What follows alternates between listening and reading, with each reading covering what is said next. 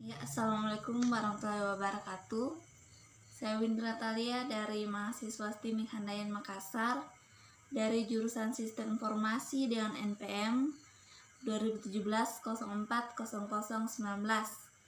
Pada mata kuliah COVID, pada hari ini saya akan memaparkan mengenai kriteria informasi berdasarkan COVID. Kemudian yang kedua saya akan membahas tentang komponen kontrol objektif atau COVID framework. Terlebih dahulu saya akan menjelaskan mengenai apa itu COVID. Jadi COVID atau Control for Information and Related Technology merupakan audit sistem informasi dan dasar pengendalian yang dibuat oleh Information System Audit and Control Association atau ISACA dan IT Governance Institute atau ITJ pada tahun 1992. COVID framework ini adalah standar kontrol yang umum terhadap teknologi informasi dengan memberikan kerangka kerja dan kontrol terhadap teknologi informasi yang dapat diterima dan diterapkan secara internasional. Adapun pembahasan kita yang pertama mengenai kriteria informasi berdasarkan COVID, ini akan saya bahas terlebih dahulu. Jadi untuk memenuhi suatu tujuan suatu bisnis, maka informasi harus memiliki kriteria tertentu. Adapun kriteria informasi itu berdasarkan COVID yaitu sebagai berikut. Kriteria yang pertama adalah efektivitas. Kriteria efektivitas ini maksudnya informasi yang diperoleh harus relevan dan berkaitan dengan proses bisnis, konsisten, dapat dipercaya, dan tepat waktu. Efisiensi maksudnya adalah penyediaan informasi melalui penggunaan sumber daya paling produktif dan ekonomis yang optimal. Kriteria informasi yang ketiga adalah kerahasiaan. Berkaitan dengan proteksi pada informasi penting dan untuk menjaga informasi tersebut dari pihak-pihak yang tidak memiliki hak otorisasi atau tidak bertanggung jawab, maka informasi harus memiliki kriteria ini. Kriteria yang keempat adalah integritas atau integrity. Integritas berkaitan dengan keakuratan dan kelengkapan data atau informasi dan tingkat validitas yang sesuai dengan ekspektasi dan nilai bisnis. Kriteria yang kelima adalah ketersediaan. Maksudnya, informasi harus fokus terhadap ketersediaan data ketika diperlukan dalam proses bisnis, baik sekarang maupun di masa yang akan datang. Ini juga terkait pengamanan atas sumber daya yang diperlukan. Kriteria yang keenam adalah kepatuhan. Maksudnya, informasi harus melakukan pemenuhan data atau informasi yang sesuai dengan ketentuan, hukum, peraturan, dan rencana perjanjian atau kontrak untuk proses bisnis. Kriteria yang terakhir adalah informasi harus handal. Maksudnya, fokus pada pemberian informasi yang tepat bagi manajemen untuk mengoperasikan perusahaan dan pemenuhan kewajiban mereka untuk membuat laporan keuangan.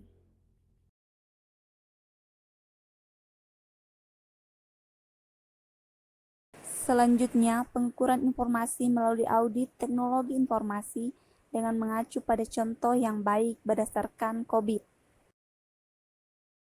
Yang pertama adalah penentuan ruang lingkup dan tujuan audit teknologi.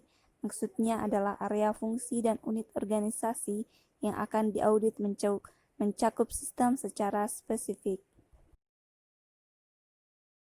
Kemudian yang kedua adalah pengumpulan bukti. Bukti merupakan informasi apapun yang digunakan oleh auditor untuk menentukan apakah data yang diaudit sesuai dengan kriteria atau tujuan audit. Yang ketiga, pelaksanaan uji kepatutan. Setelah bukti dikumpulkan, selanjutnya dilakukan pelaksanaan audit. Uji kepatutan dilakukan dengan menguji kepatutan proses teknologi informasi dengan melihat kepatutan proses yang berlangsung terhadap standar. Sebelum memasuki pembahasan yang kedua, kita perlu mengetahui apa itu kerangka kerja COVID. Kerangka kerja ini membantu auditor untuk dapat melakukan audit sesuai dengan standar COVID yang ada. Kerangka kerja COVID terdiri atas beberapa arahan atau pedoman, yakni sebagai berikut. Arahan atau pedoman kerangka kerja COVID yaitu yang pertama, kontrol objektif, kemudian yang kedua adalah audit guidelines, kemudian yang ketiga adalah manajemen guidelines. Ini adalah arahan atau pedoman kerangka kerja COVID. Selanjutnya, kita akan membahas mengenai komponen kontrol objektif. Kontrol objektif ini merupakan salah satu arahan atau pedoman dari kerangka kerja yang sudah dibahas tadi. COVID dirancang terdiri dari 34 kontrol objektif yang tercermin di dalam 4 domain atau komponen kontrol objektif menurut IT Governance Institute 2007. Kepada pembahasan kita yang kedua mengenai komponen kontrol objektif atau COVID framework. Jadi komponen kontrol objektif ini memiliki 4 komponen utama, yaitu empat komponen kontrol objektif yaitu yang pertama planning and organization atau perencanaan dan organisasi, yang kedua acquire and implement atau pengadaan dan implementasi, yang ketiga delivery and support atau pengiriman layanan dan dukungan, yang keempat monitoring and evaluation tasks. Ini adalah gambar komponen kontrol objektif atau domain yang saling berhubungan satu dan yang lainnya. Domain yang pertama, planning and organization atau perencanaan dan organisasi. Secara umum, domain ini meliputi strategi dan taktik serta identifikasi bagaimana teknologi informasi dapat berkontribusi terhadap pencapaian sasaran bisnis. Domain ini dibagi ke dalam 10 fase. 10 fase PO. Pertama, mendefinisikan rencana strategis TI. Kedua, mendefinisikan arsitektur informasi. Ketiga, menentukan arahan teknologi. 4, mendefinisikan proses TI, organisasi, dan keterhubungannya. 5, mengelola investasi TI. 6, mengkomunikasikan tujuan dan arahan manajemen. 7, mengelola sumber daya TI. 8, mengelola kualitas. 9, menafsirkan dan mengelola risiko TI. 10, mengelola proyek. Domain kontrol objektif yang kedua adalah acquire and implement atau pengadaan dan implementasi. Domain ini menggambarkan bagaimana perubahan dan pemeliharaan dari sistem yang ada selaras dengan sasaran bisnis. Domain ini terbagi menjadi 7 proses TI yang dapat dilihat pada tabel berikut.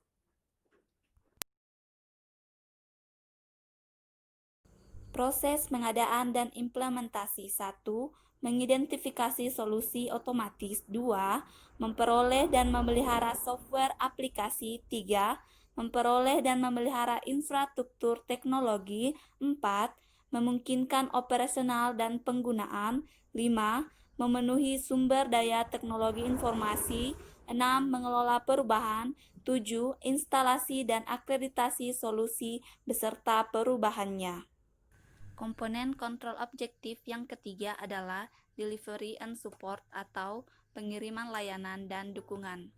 Domain ini mencakup penyampaian hasil aktual dari layanan yang diminta, termasuk pengelolaan kelancaran dan keamanan. dukungan layanan terhadap pengguna, serta pengelolaan data dan operasional fasilitas yang meliputi mengidentifikasi dan mengelola tingkat layanan, mengelola layanan pihak ketiga, mengelola kinerja dan kapasitas, memastikan layanan yang berkelanjutan, memastikan keamanan sistem, mengidentifikasi dan mengalokasikan biaya, mendidik dan melatih pengguna, mengelola service disk, mengelola konfigurasi, mengelola permasalahan, mengelola data, mengelola lingkungan fisik, dan mengelola operasi. Komponen kontrol objektif atau domain yang terakhir adalah monitoring and evaluation. Domain ini terkait dengan kinerja manajemen, kontrol internal, pemenuhan terhadap aturan, serta menyediakan tata kelola. Fungsi domain ini sendiri adalah untuk memastikan seluruh proses teknologi informasi dapat dikontrol secara periodik dan bermaksud untuk menjaga kualitas dan pemenuhan kebutuhan pasar. 4. Proses monitoring dan evaluasi. Yang pertama, mengawasi dan mengevaluasi kinerja teknologi informasi. Kemudian yang kedua, mengawasi dan mengevaluasi kontrol internal.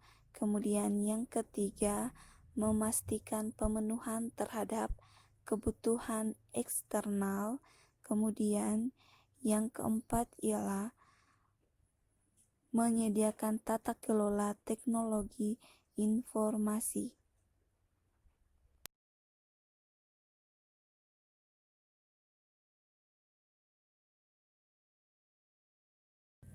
Demikian mengenai 4 domain kontrol objektif atau COVID framework yang saling berkaitan dari penentuan informasi berdasarkan COVID hingga komponen kontrol objektif.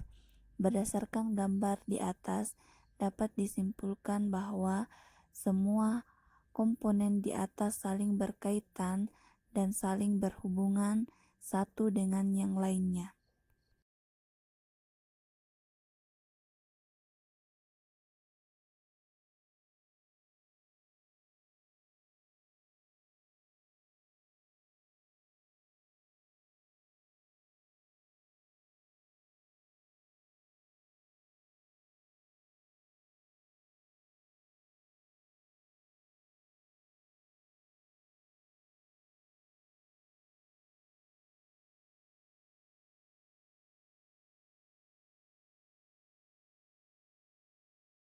Implementasi COVID dapat membantu perusahaan dalam meningkatkan pendekatan dan program audit, mendukung kerja dengan arahan audit secara rinci, memberikan petunjuk untuk IT governance sebagai penilaian benchmark untuk kendali IT, meningkatkan kontrol IT, dan sebagai standarisasi pendekatan program audit.